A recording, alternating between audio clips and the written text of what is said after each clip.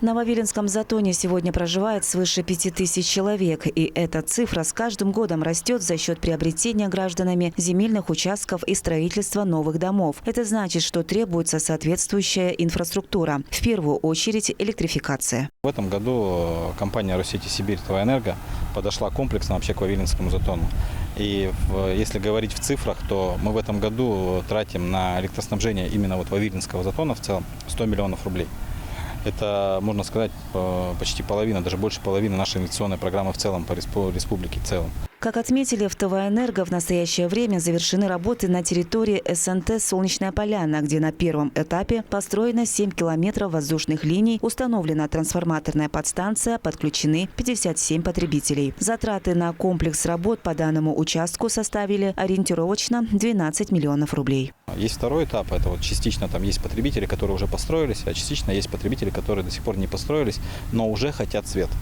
То есть вот эта проблема до сих пор есть.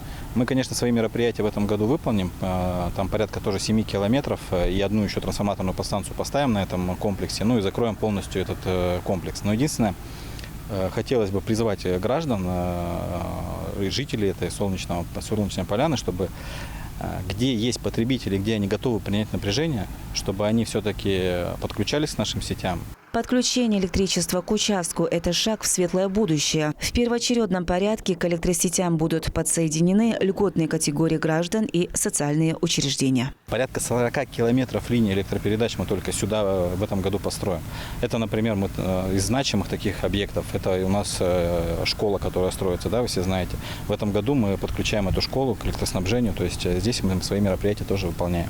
Осуществить технологическое подключение к электросетям необходимо любому потребителю электроэнергии, как юридическому лицу, так и физическому.